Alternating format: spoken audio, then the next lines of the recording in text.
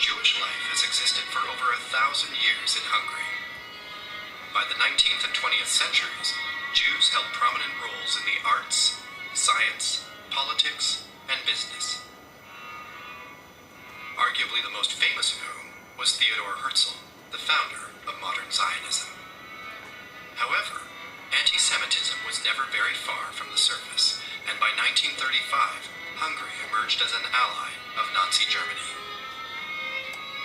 We were made to believe by government propaganda that whatever we hear that the Nazis are doing to the Jewish people, those are rumors which the Allied forces are trying to spread among the population. Do not believe it. In 1939, the Hungarian government introduced a program of forced labor, conscripting over 40,000 Jewish men and taking them to the Eastern Front. Many died of exposure, were killed in battle, or were executed by Hungarian soldiers retreating from the advancing Soviet army. In the summer of 1941, in Kamenets-Podolsk, the first mass murders of the Final Solution began. 18,000 of those massacred that summer were Hungarian-speaking Jews. Oh, don't speak about it. Let's forget. No, don't forget. You did something horrible. You killed your brother's children, or your neighbor's children. Although oppression of the Jewish people in Hungary was rampant and severe, the vast majority, unlike elsewhere in Europe, were still alive in early 1944. All of that was to change. Sensing that Hungary was considering leaving the Axis, Germany invaded. Led by Adolf Eichmann, the Nazis and their Hungarian collaborators began rounding up Jews. When Eichmann arrived, immediately came out the order to put on the distinguishing yellow star. Deportations began, and families were torn apart. Most ended up at Auschwitz-Birkenau. Corti did not want to help us.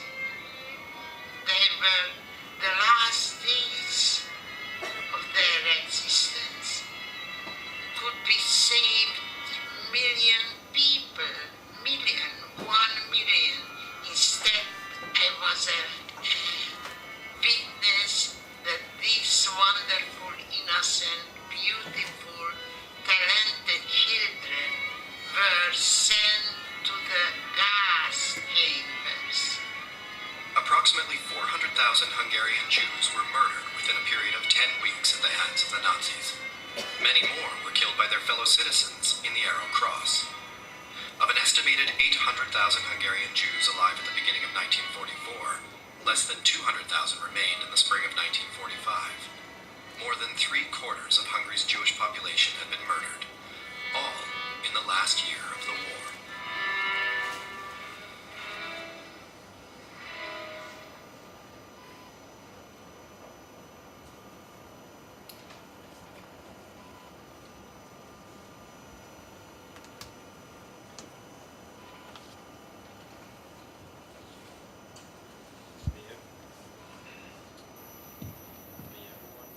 May everyone please rise for the reading of the Yizkor.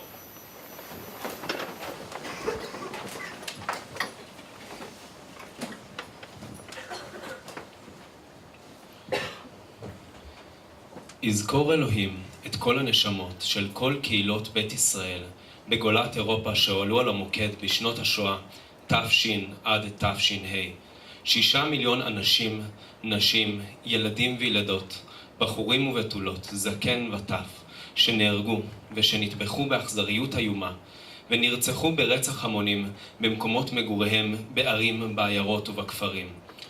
ויתרם הובלו למחנות הריכוז, ונספו במיתות משונות ונוראות, ונשרפו לאפר בכבשני האש של מחנות ההשמדה האיומים בגרמניה ובפולין, ובשאר הארצות בידי עם המרצחים הגרמני, יחד עם עוזריו הרוצחים משאר העמים.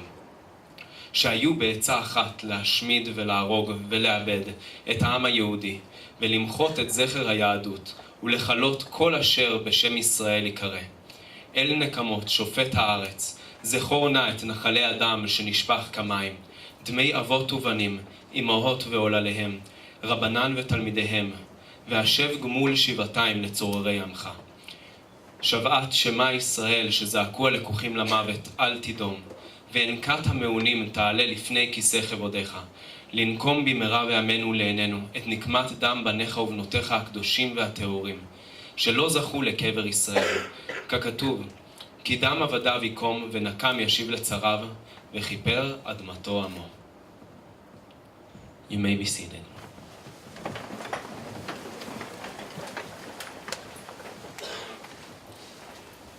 Vera Steiner, my grandma, was a Hungarian survivor of the Holocaust. When I was about 12, I began to feel what was coming, but we didn't accept it. We felt it would never touch us. Then, on March 15th, when they have a big national holiday in Hungary, I was picked to recite one of the patriotic poems. It was a privilege for the good students, and I had good grades. But one of my teachers said, "No, you cannot do it." I asked, "Why not?" I was crying. It was like shame in front of my class. "What do you want? You are a Jew, and you cannot go and say you are a Hungarian and how you love your country." And the children were cruel and made fun of me. Then there were laws that Jewish stores couldn't have a license to sell liquor and sugar and other ordinary things. In 1938, Jews were drafted and had the yellow star instead of a uniform. The army was going toward Russia, and the Jewish units went ahead, picking up the mines in the fields and digging trenches. My father was called up, and we didn't hear from him for 3 years. In the spring of 1944, we woke up one morning, and they were shouting that Jews couldn't go into the streets. They were picking people up. The next day, we all had to wear a yellow star. We could only go out between 11 and 1 to do shopping. Then they picked the ghettos and had houses with a big Jewish star on the front. We had to leave the apartment and furniture and move into the Jewish houses, where they packed 4 or 5 families in the space where one had lived. It was worse in the villages. They knew exactly who was a Jew and picked them up and took them to the ghetto in the nearest town.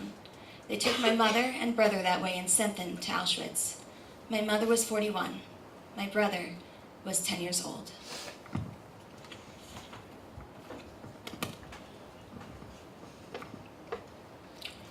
These voices, I listen to them and they seem strangely familiar. They evoke an engulfed universe that was also mine. The stories they tell, I know them. It's strange how similar they are. In those days, all of European Jews went through the same trials. Forced to enter a kingdom of night, they discover the same truths.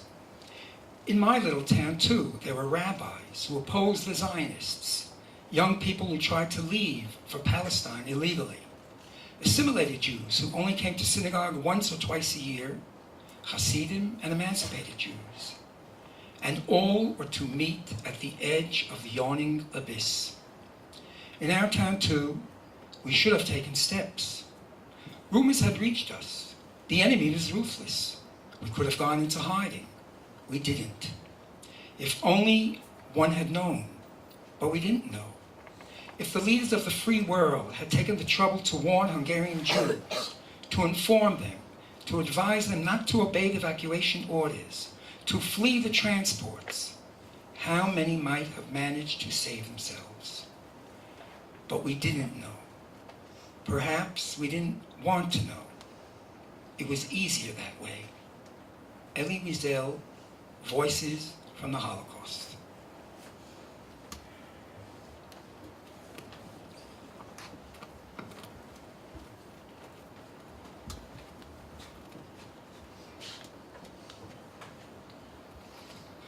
Aladar Adma, Janos Admek, Jano Adelberg, Franziska Edelberg, Peter Adler, Olga Berger, Frederica Berjan, Arnold Burst, Albert Abraham Bushitz, Dezo Buschhorn, Magda Chiba, Adolf Ziegler, Bella Chirer, Anatol Duschek, Sarah Einhorn, Mor Einzig, Istvan Isba, Samuel Eisen, Zoltan, Franziska Ebel, Eliezer Abeles, Shua Rosman, Bella Kubritzek, Jidonia Mishlovitz Holzer, Isabella Martush, Hannah Higel, Sarah Zellweger Ney, Charna Lifshitz, Moshe Liftzitz, Marcel Zuzman, Samuel Zweig, Clara Zuckerman, David Ben Avraham Yehuda Halevi, Friedel Bat Shlomo, Hilda Blau,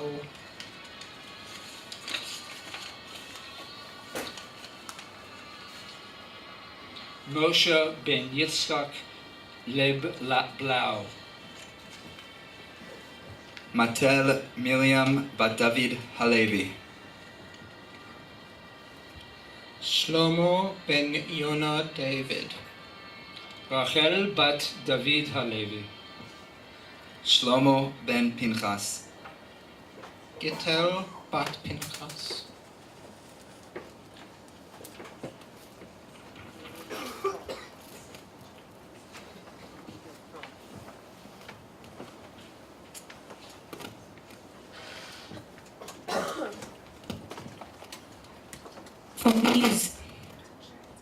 For these do I weep. For infants who never learned to say, Mommy. For boys and girls whose youth was stolen from them, who withered before coming to blossom. For young men and women who never were blessed beneath the wedding canopy. For the elderly, denied the privilege of a gracious old age. For the orchestras and for the music, and for all the world's beauty, whose rainbow of colors was lost, replaced by only brown and gray and black. For all these do I weep. Megillat Hashoah, the Shoah scroll.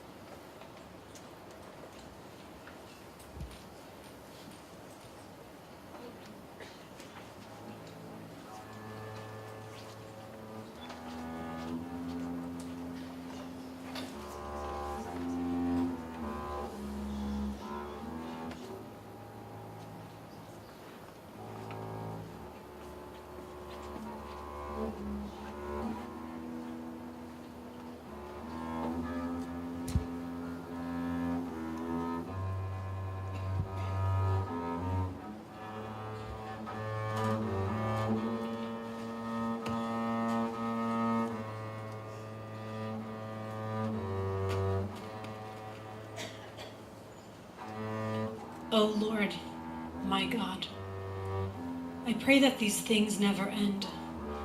The sand and the sea, the rush of the water, the crash of the heavens, the prayer of man.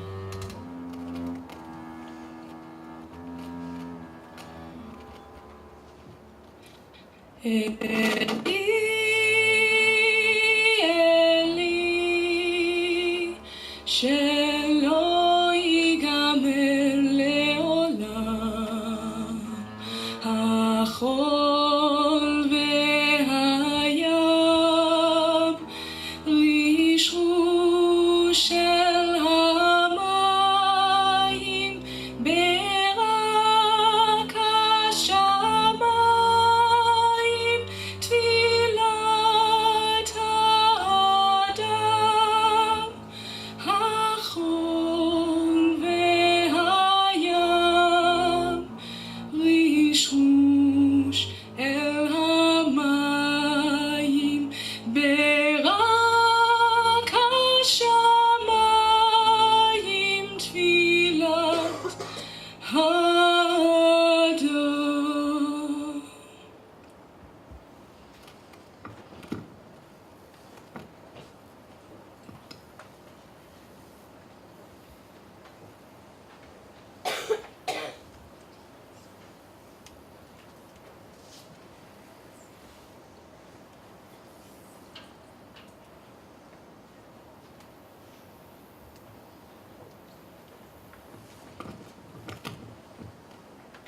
Die, Hannah Senesh.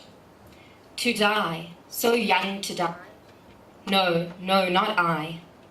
I love the warm, sunny skies, lights, songs, shining eyes. I want no war, no battle cry. No, no, not I. But if it must be that I live today with blood and death on every hand, praised be he for the grace, I'll say, to live, if I should die this day, upon your soil, my home, my land.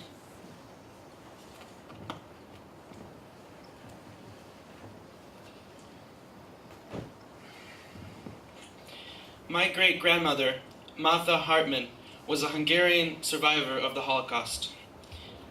In Hungary, whenever the Jews went out, they had to wear a yellow star on their armband to show that they were Jewish. If they didn't wear the star, they were shot. Martha didn't want to wear her star, and she went outside without it. A big Hungarian soldier stopped her and said, "If you don't put on your star, I'll shoot you." She refused, so he pulled out his gun. She quickly ran into a nearby house where non-Jews were living. They hid her in a treasure chest. The soldier ran after her into the house and asked the people if they saw a girl coming in here. They said no. They were lucky because he could have shot them for hiding a Jew.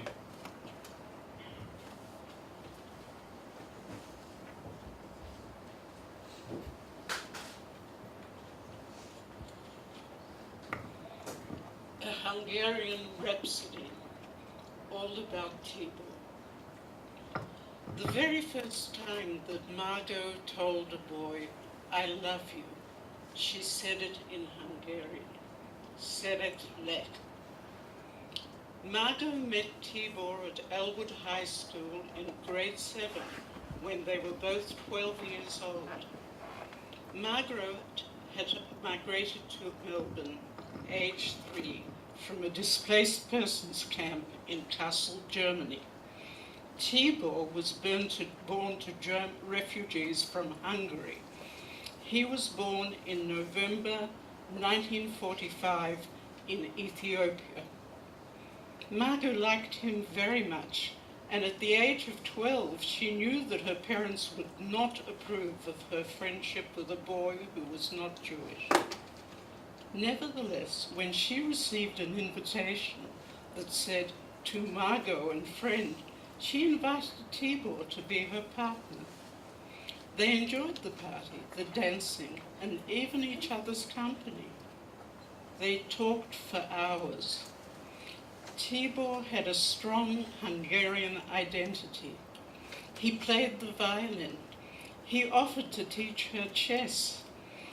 He was warned about getting close to a Jewish girl because his best friends were anti-Semitic.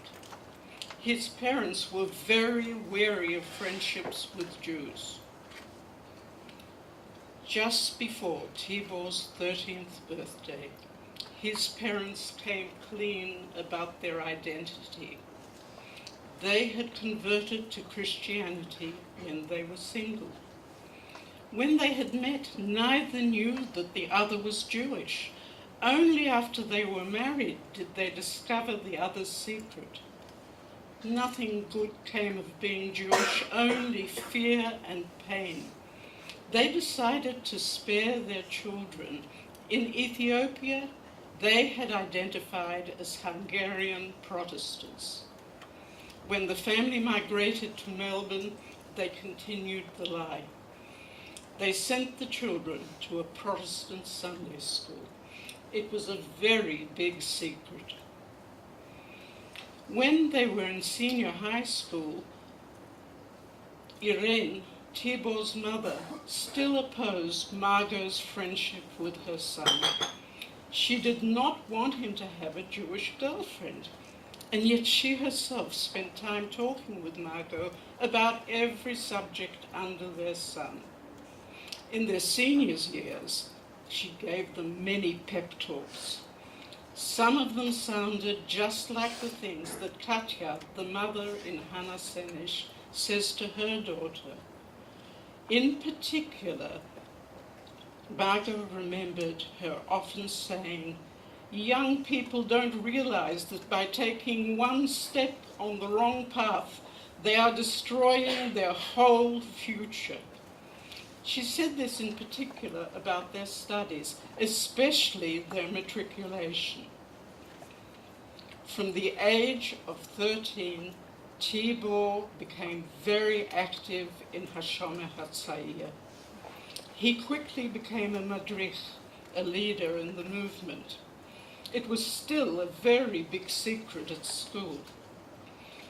When Tibor finished his matriculation exams, he went to Israel, even before the results were announced. He was sent on a one-year training program by Hashoah Hatzaiyah. He refused to come back. He was in breach of contract. He never returned to live in Australia.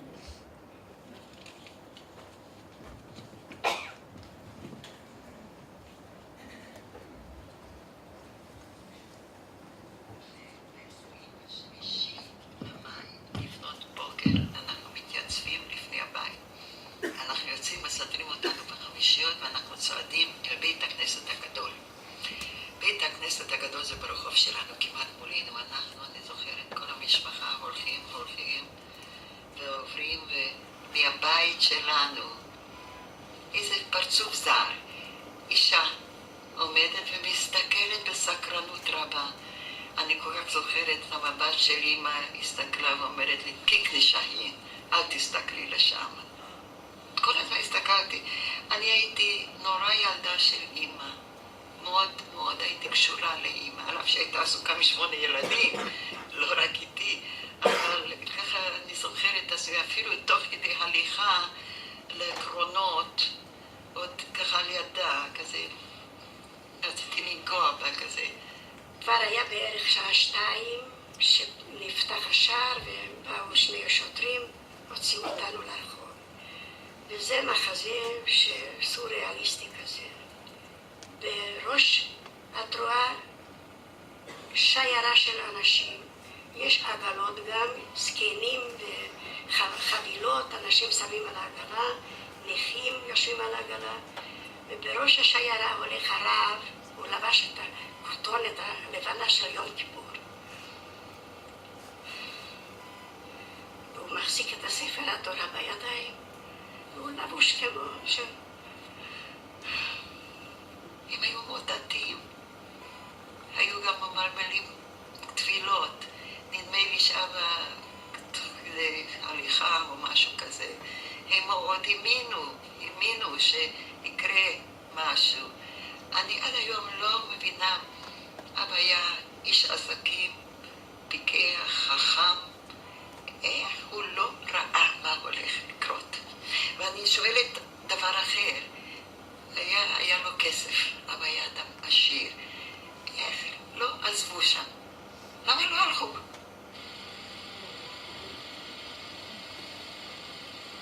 כ-437,000, רוב היהודים מערי השדה של הונגריה, גורשו לאושוויץ-בירקנאו. הגירוש נמשך 56 ימים בלבד, בקיץ 1944. חיים נורמליים של ילדה, של בית ספר, של לימודים, של חברות, של משחקים, של טיול בפארק עם אמא לפעמים. פתאום הכל חתוך, אין, גמרנו. זה הולך כל כך מהר, שאנחנו לא יכולים אפילו להתרגל למצב. המצב של היום כאן לא נכון למחר. כל זה התרחש 6 שבועות. כי כשהגרמנים נכנסו ב-19 למרץ, עוד אנשים היו בבתים שלהם. עד 4 לאפריל עם הטלאי הצהוב. ואז הלכנו לגטו, ואז היינו בגטו חודש. הגענו לאושוויץ, 6 שבועות חיסלו את היהדות הונגריה.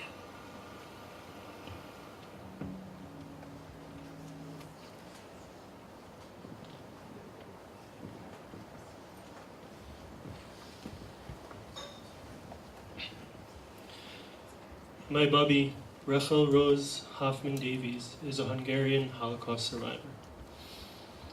Hannah Senesh was tasked to do something that today we look at as almost impossible. Her story is a story of courage, bravery, and of human kindness and love. I remember learning about another Hannah Arendt, who wrote about the banality of evil. In college, I read her works, and I understood that the reason Jewish people survived was because even with all the evil and decimation that was going on, our humanity still remained. My bubby's family lived in Papa, Hungary, when the war and the Holocaust began. She had met my Zaidi when he came to Papa to learn in the yeshiva there. He would walk with her while she would get milk from the cows and spend time at her family's Shabbat table. He was 22 and she was 18. This was around 1942. My Zaidi had gone back to Czechoslovakia to be with his family and was able to escape the ghetto of his town, Surlish. My Zaidi and Bubby started communicating through coded letters while he was in hiding until 1944, when my Bubby and her family were deported to Auschwitz from Papa. Most of her siblings and family were murdered there. She ended up along with 30 other girls from Papa on death marches to Bergen-Belsen, working in an aircraft factory in Markkleeberg as forced labor, and eventually at Theresienstadt. She was saved by an infection because of potato peels, from the gas because of electrical failure, and so many other miracles. She was able to survive through these miracles, but also, from what I understand, to be the hope of humanity and kindness. One story in particular stands out the most for me. When my family visited Auschwitz with my Bubby and Zaidi, my Bubby told a story about her future sisters-in-law that were in Auschwitz before her, having come from Czechoslovakia. They had known about my Bubby from my Zaidi when he had met her in Papa, and they recognized her from a picture he had had of her. They even knew her birthday. When it came time for her birthday, they were able to send her a package of a few things, including honey. The tour guide in Auschwitz said that it was impossible for this to have happened because the Germans degraded the Jews so much that they turned them into nothing. My Bubby said this is how we survived. She ultimately was found by my Zaidi at a train station in the Czech Republic after the war. He had been searching for other cousins in the Slovakia area, when at a train stop, he heard some Hungarian. He immediately recognized my Bubby and jumped off the train. We hope that as you watch how we portray Hannah Senesh's life and death, you'll be able to see the power of the Jewish and human spirit that Hannah was able to bring into the world in her life. And remember that these acts of kindness can go a long way to defeating evil. Please rise for El Malirach.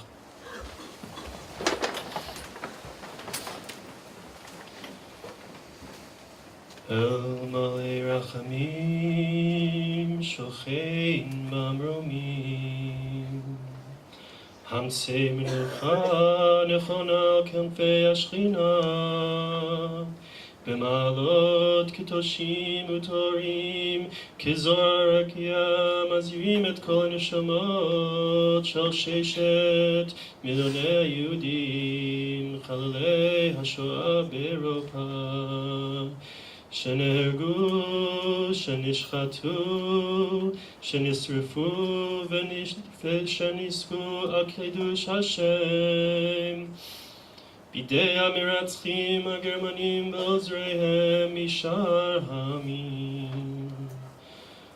לכן ברא רחמים יסתירם בסתר כנפיו לעולמים ויצרור בצרור החיים את נשמותיהם